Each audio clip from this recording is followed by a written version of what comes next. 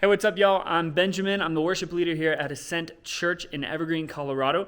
And I'm going to teach anyone who wants to learn how to do sound, how to actually run the soundboard. So by the end of this video, you should have a really good understanding of how to fully do the sound from all aspects of sound on a Sunday morning.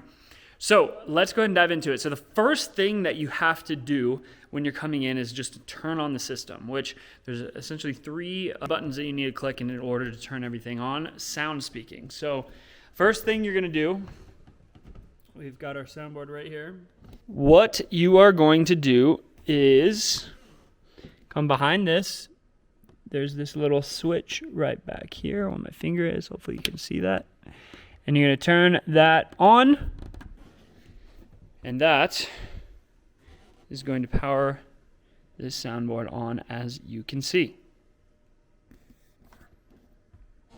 And now it's on. But we're not going to get any sound yet because we haven't actually powered on the speakers and system in the front of house. So let's go ahead and do that. So I'm going to walk back to behind the stage. So you'll see as I'm walking, I'm going to walk right behind there.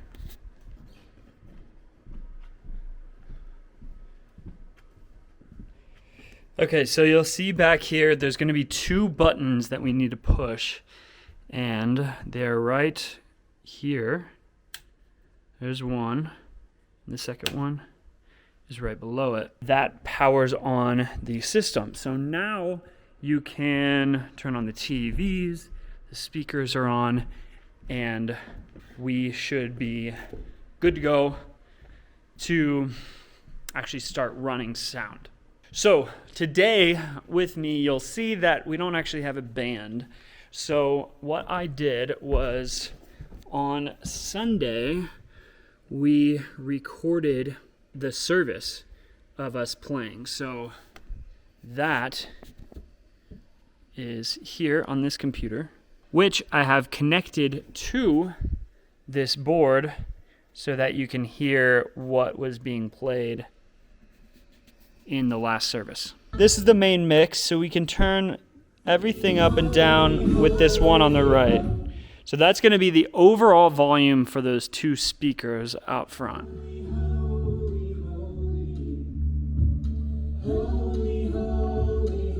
Right there. So now if I mute this little mute button, it'll also go right off. Right, so that LR stands for left and right. So that's the main channel. Now that we have some music that's playing, we can start to figure out, okay, how do we want to actually mix this sound and how do we figure out where everything is, right? So the first thing you're going to notice is that we've got on this very left side over here, we've got channels 1 to 8, we've got channels 9 to 16, we've got channels 17 to 24, we've got channels 25 to 32. So this board can ultimately take into it 32 different instruments. Okay, so we have currently set up, I believe it's 23. Yeah, so we have 23 right there. And then it's blank after that. And then if I go to 25 to 32, there's nothing in there. So we're only using 23 of the board's total 32 channels. So now let's go back to this channels 1 to 8. So each of these channels, this is channel 1, 2, 3, 4, 5, 6, 7, 8. Each of these channels are going to actually correspond to a specific instrument that's playing up there that is running through some sort of cable or wiring that's going into these channels. So this number 1 is the kick. So I'm going to turn up the volume so that you can hear.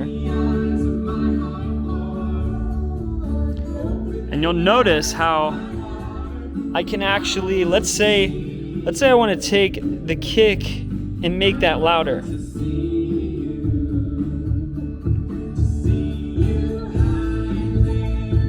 You should hear that kick, that low bass drum, a lot louder now. And then if I take that down, there's no kick drum.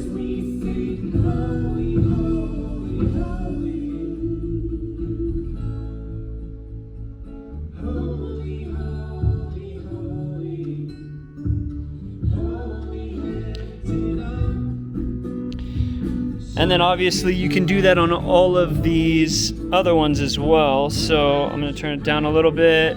So we've got the snare on channel 2. You could take the snare out. You could take really all of these. So all of these yellow ones are actually the drums. So if you wanted to just take out all of the drums, you could just do that. And now you'll notice all we have is the singers and the acoustic guitar and the bass. But obviously we don't want to do that. We just want to find a good balance. I usually like the kick a little higher than the snare, and then everything kind of tucked under that. Just kind of at a nice balanced mix. Now, what's cool about this is that all of these channels, so all of these yellow ones, so channels 1 through 7, they are actually all being fed into this drums channel.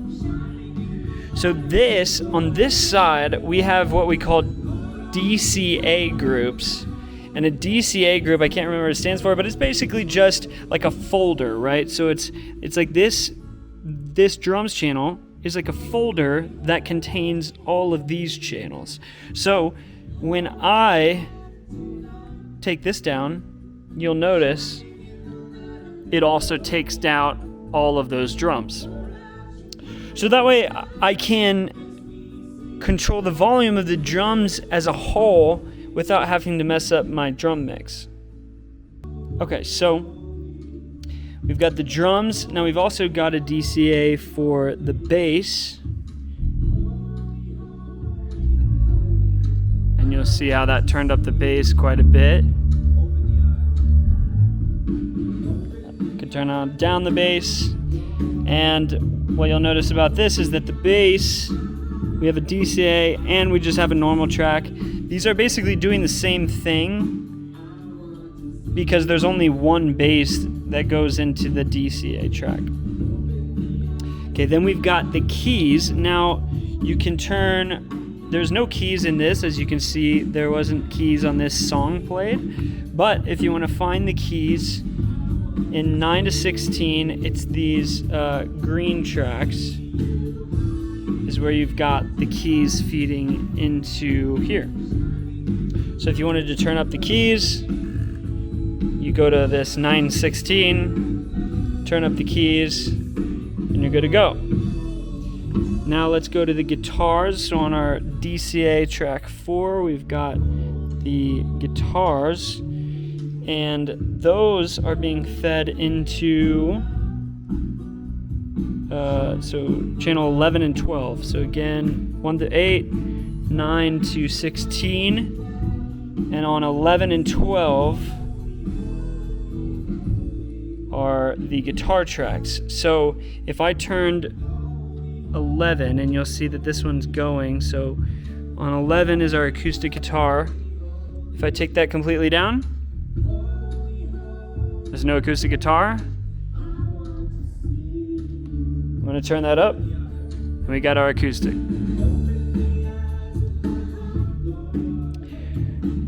All right, so that's your guitars. Now, if we come over here, if we wanted to actually select different tracks that were going into this guitar track, we could hit this select button. And then what you'll see is now all of the tracks on the left side, it changed. So I'll hit that again. So now all of the tracks that are feeding into this channel, this DCA group, are right here. So that's just an easy way to quickly find what's in each of these channels. So the drums, see all the drum tracks, select the bass track, etc.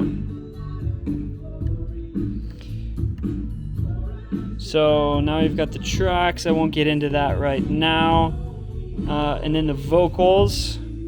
So that is right there. So we can select that, or we can find it by going to 17 to 24, and it's these first four. So we've got 17 to 20.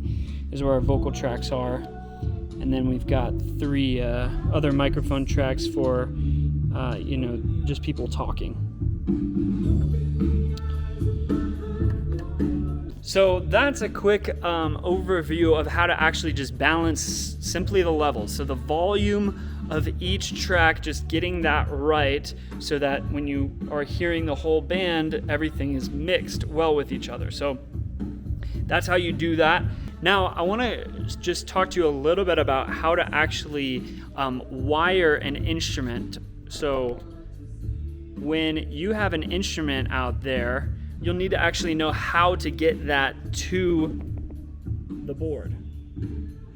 So how you actually do that is, first of all, I'm going to walk back here and I'm going to go to this stage, and let's say we are working with this mic right here.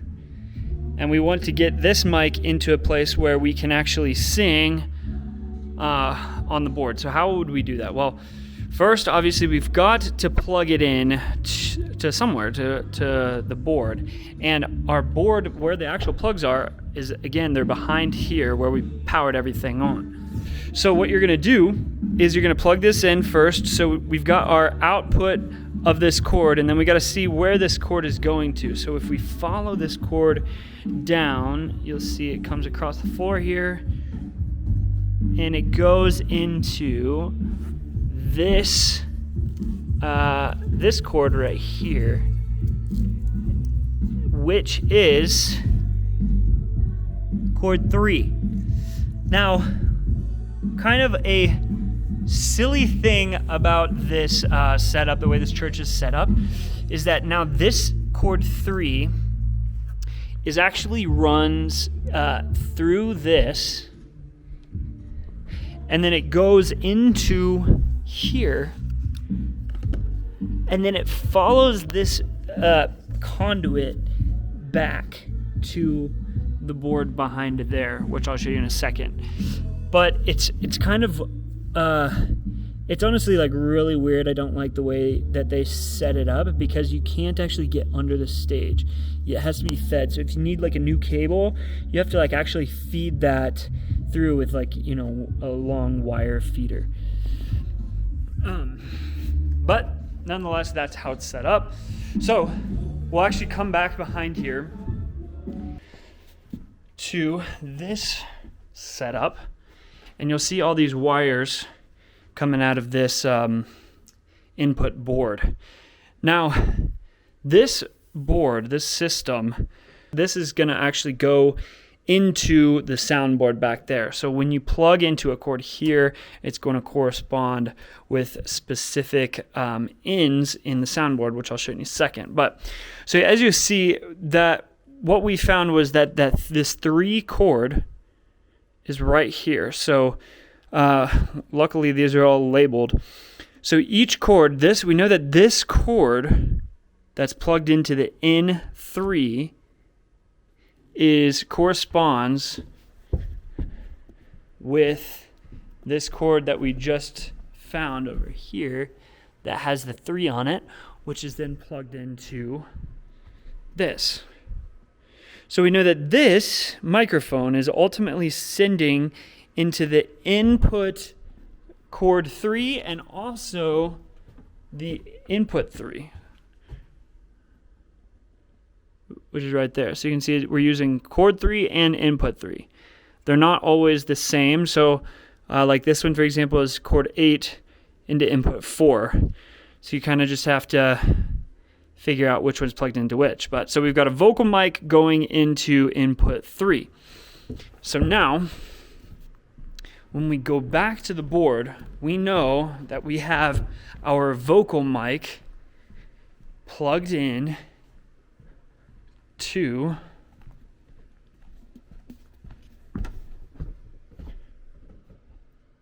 channel 3. Now, you might think, so the vocal mic is plugged in right here, right? Channel 3. And this is actually not correct. So what's weird about this board is this channel number at the top is not talking about the input back there. It's talking about the actual channel number of these, which can be set up independently of what those inputs are. So the number that we're looking for is actually the one underneath it.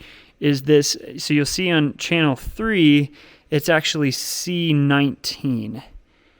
So, and that's not what we're looking for. We're looking for the C3. So we're going to go through this, and you can see can't find any C3 there. And then boom, if we go through here, oh, look at that. Now we found our C3.